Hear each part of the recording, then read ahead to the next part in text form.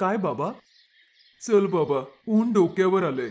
आता घरी जाऊयात. अजून नाही होणार आता. मी तुम्हाला म्हंटल होतं बाबा, तुम्ही करू नका काम. मी करीन सगळं. हो म्हंटला होता, पण तुला एकट्याला कसं करायला देऊ? एवढी मोठी जमीन आहे. मग हे काम करायला वेळ तर लागणारच ना. ते ठीक आहे बाबा, तुम्ही आत्ता घरी जा. नाही तू आत्ता चल, जरा जेवून घेऊ आणि मग संध्याकाळी परत येऊ. अहो बाबा, पण तोपर्यंत अंधार होईल. तुम्ही पुढे व्हा, मी येतो. अरे हट्टीपणा करू नको, तू चल माझ्या बरोबर. आज सुट्टी आहे समज. अहो बाबा, शेतकऱ्याची सुट्टी कधी नसते. अरे पण मी सांगतोय ना, मग झाली म्हणून समज सुट्टी. ही गोष्ट आहे या एका छोट्या कुटुंबाची. किशन आपली बायको गंगा, मुलगा सोनू आणि मुलगी मोना बरोबर एका गावात राहत होता. गावाची लोकसंख्या जास्त नव्हती, पण सगळ्यांची घरं खूप अंतरावर होती. किशनचं घर सुद्धा त्याच्या शेतातच बांधलेलं होतं. ते दोघेही घरी येतात. आलात का दोघं? चला, मी जेवायला वाढते. शेतातलं काम संपलं का?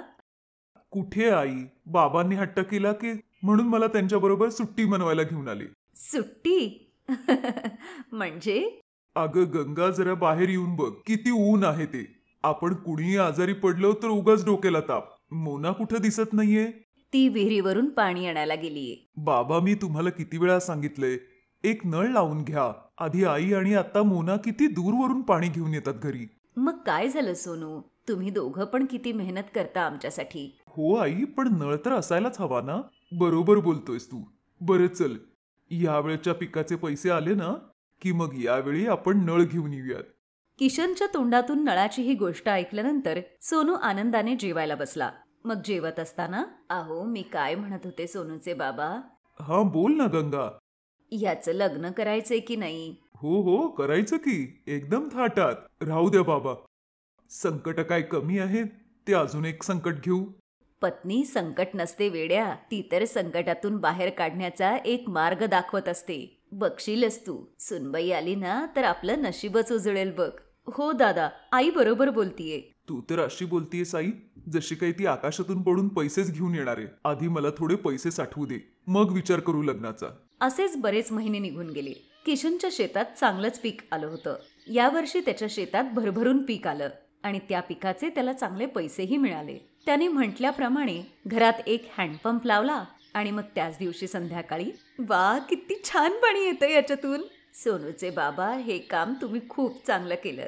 बरं, आता अजून कुठला खर्च येण्याआधी आपण सोनूचं लग्न करूया. नाही आई, अजून. गप्प बस.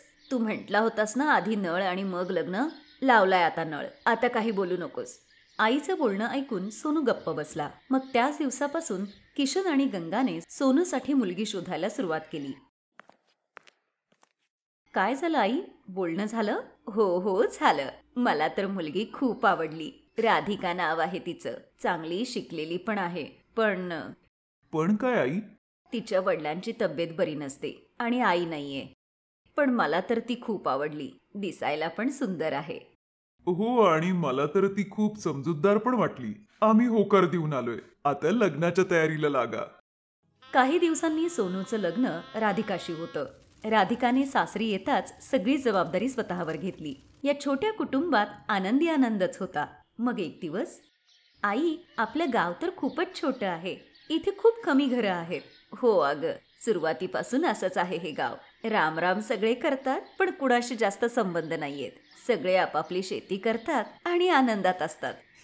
आई, हा हायवे कुठे जातो? नागपूरच्या दिशेने जातो बाळा. तुम्ही कधी गेलायत नागपूरला?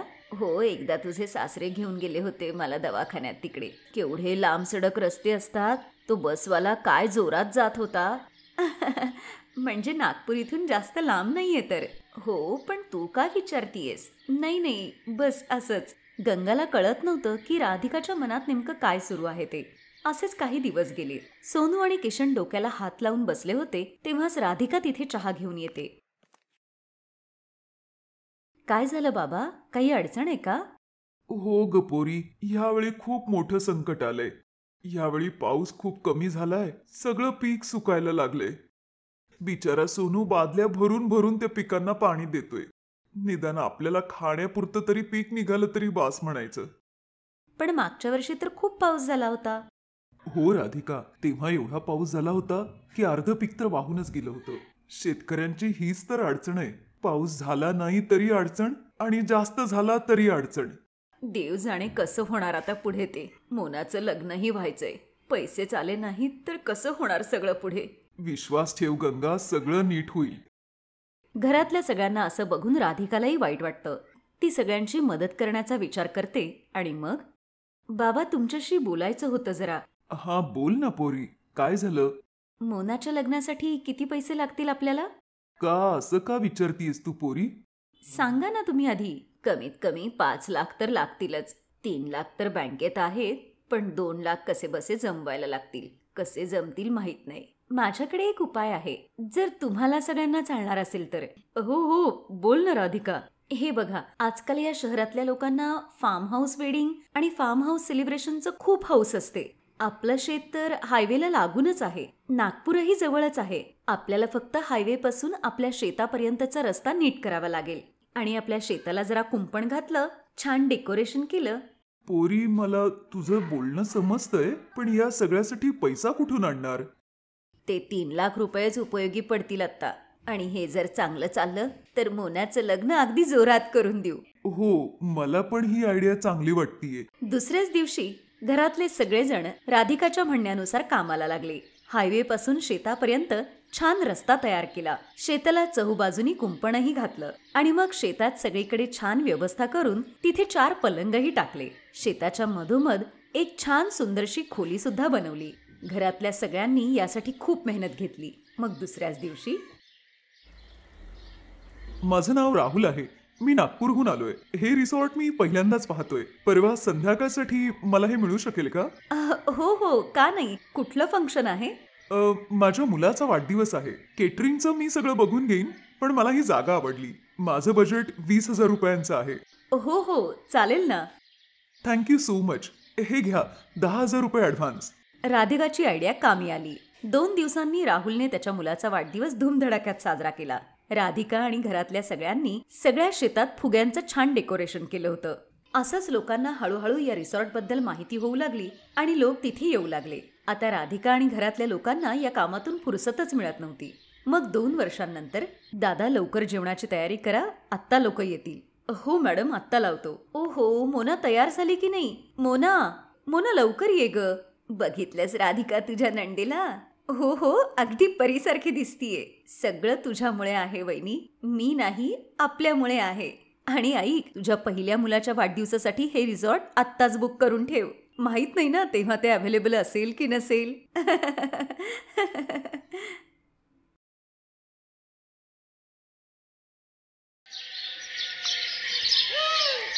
लाकडाच्या चुलीवर जे जेवण बनतं त्याची बातच और आहे.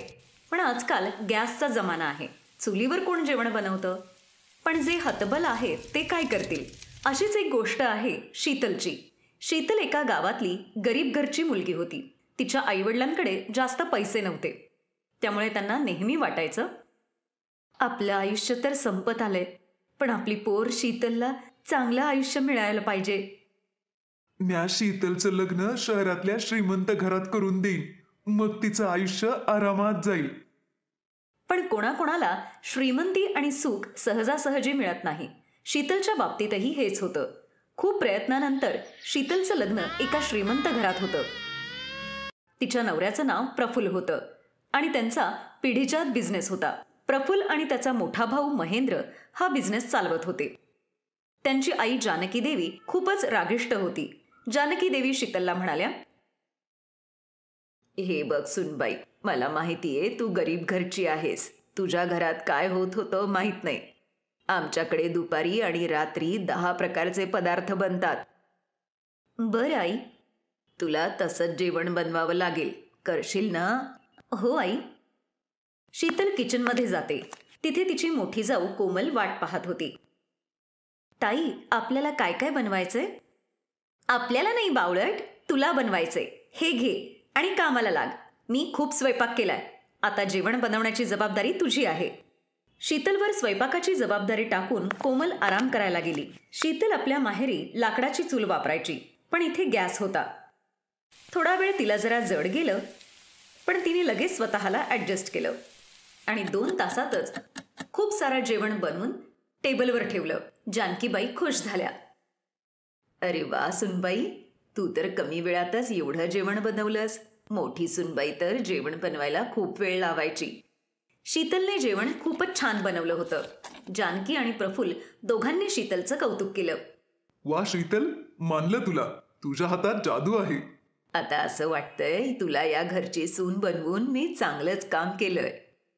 शीतलला वाटलं आता तिच्या नशिबात फक्त सुख आणि आनंदच आहे. पण तिला माहित नव्हतं सासूकडून एवढं कौतुक ऐकून तिची जाऊ किती जळत होती ते. फारच गुणगान गातीये ही म्हातारी हिचं. ही म्हातारी एकदा मेली ना, मग दाखवेन सगळ्यांना इंगा. कोमल आणि महेंद्रने सगळा प्लॅन आधीच तयार केला होता. 1 महिन्यानंतर जानकीबाईंची तब्येत पूर्ण बिघडली आणि त्यांना हॉस्पिटलमध्ये ॲडमिट करावं लागलं. पण काहीच फायदा झाला नाही. जानकीचा मृत्यू होतो. कोमल आणि महेंद्र याच घटनेची वाट पाहत होते. ते दोघेही प्रॉपर्टी आणि बिझनेस हडपण्यासाठी बनावट कागदपत्र बनवतात. जानकीबाईंच्या अंत्यसंस्कारानंतर महेंद्र प्रफुल्लला म्हणतो, प्रफुल्ल, आईने मला सगळं लिहून दिलंय. आता हा बिझनेस, हे घर सगळं माझं आहे. हे ऐकून प्रफुल्लला घामच फुटला. हे काय बोलतोयस दादा? आईने असं कधी केलं? तू खोटं बोलतोयस. अच्छा, खोटं बोलतोय. मग हे काय आहे? महेंद्रने खोटे कागदपत्र दाखवले. प्रफुल्ल म्हणाला, हे खोटे आहेत. तू खोटा आहेस. ठीक आहे, खोटं आहे तर कोर्टात केस करून तू सगळं परत घे. तोपर्यंत या घरातून बाहेर जा. महेंद्र आणि कोमलने शीतल आणि प्रफुल्लला बाहेर काढलं. प्रफुल्लला कळत नव्हतं की त्याच्याबरोबर हे काय होतंय.